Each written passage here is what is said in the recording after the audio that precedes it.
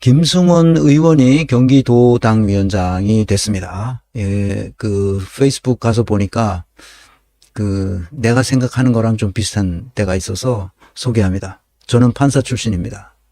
저희 친구들과 선배들이 민주화를 위해 투쟁하고 희생했을 때 저는 가족을 위해 공부만 했습니다.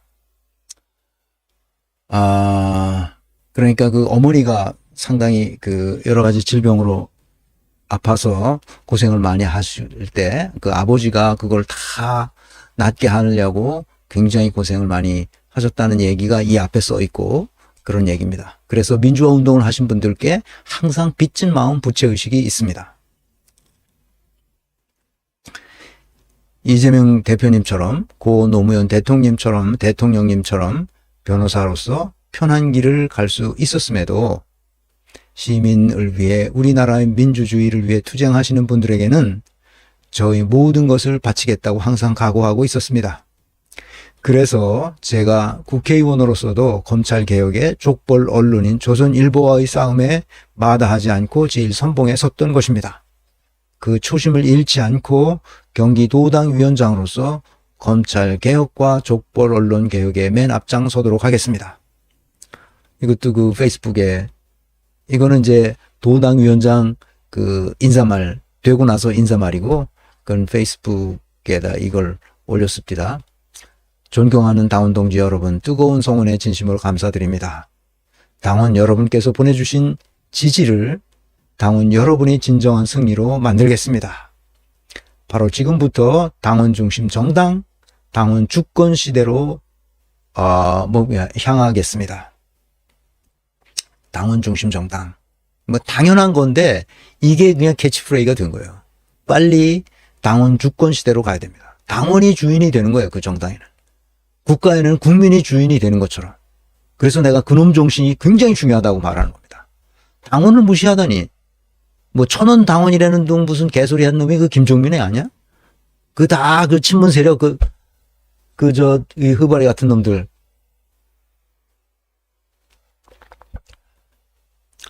우리 함께 무도한 윤석열 정권을 심판하고 억강부약 대동세상의 나라 이재명 대통령 시대를 열어 나갑시다.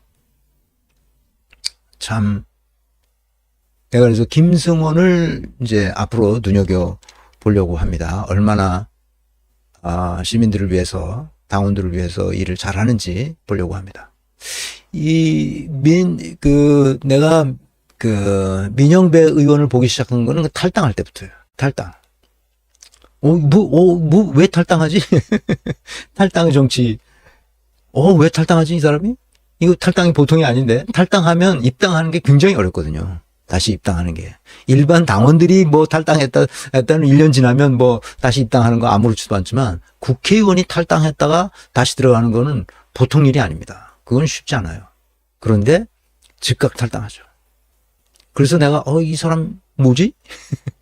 그리고 제가 보기 시작했습니다.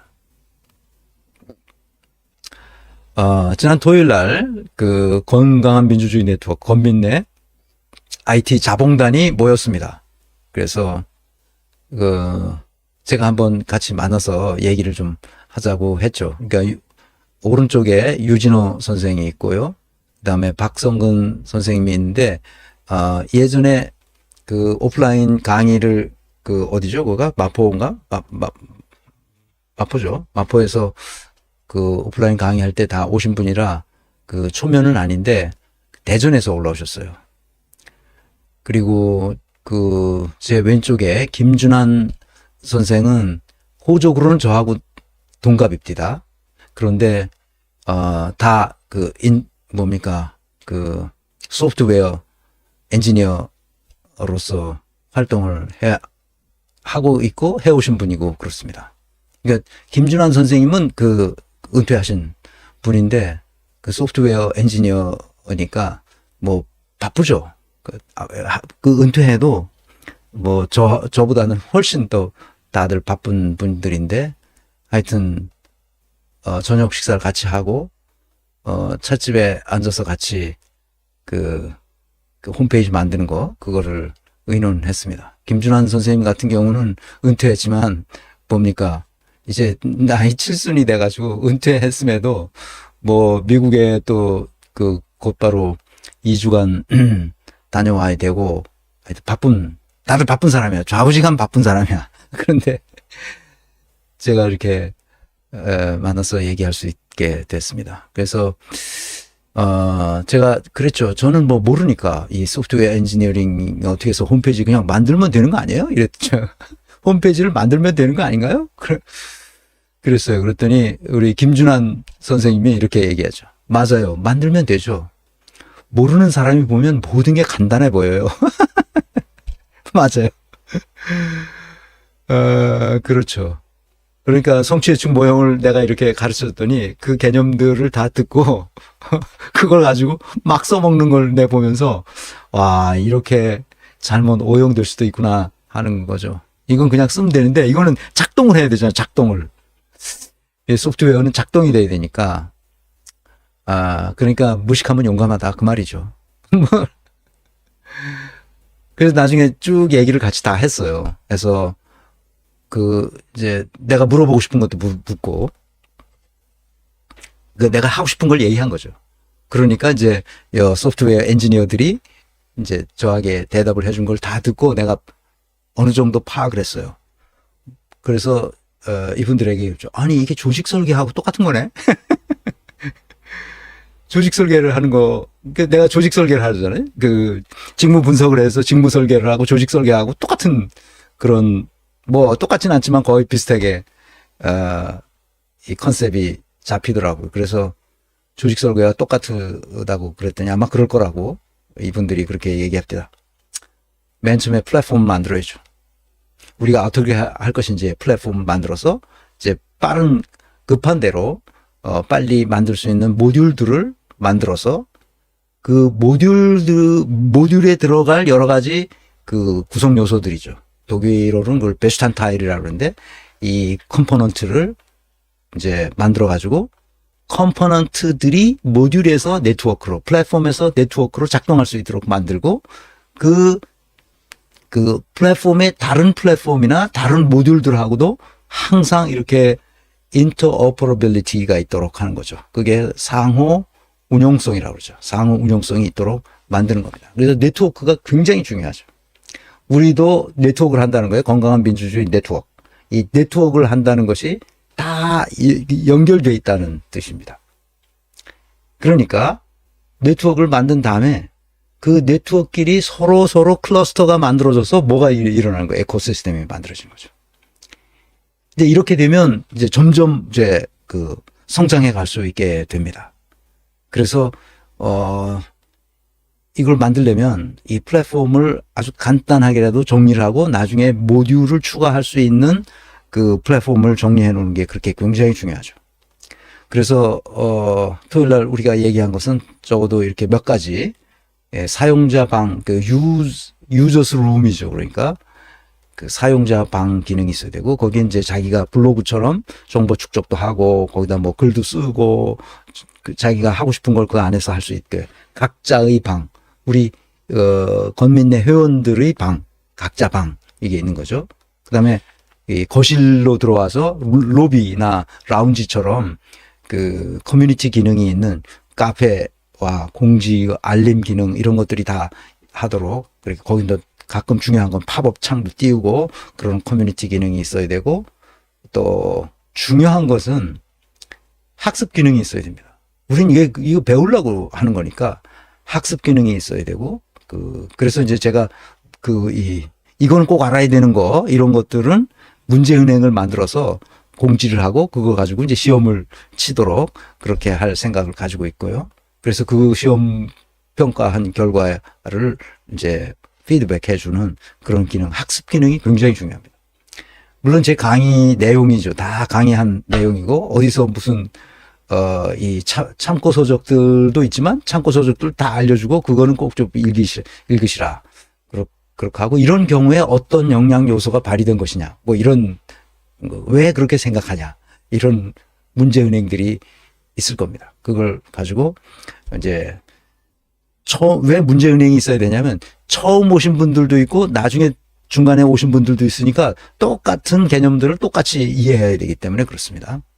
그러니까 그 퀄리티를 같이 맞추기 위해서 뭐 누가 시험을 봐서 합격하고 불합격하고 이걸 하는 게 아니니까 우리의 그 인사 조직론의 아주 기초서부터 차근차근 다져가면서 이 세상을 어떻게 이해해야 되는지를 배우는 거니까 그렇게 하면 됩니다.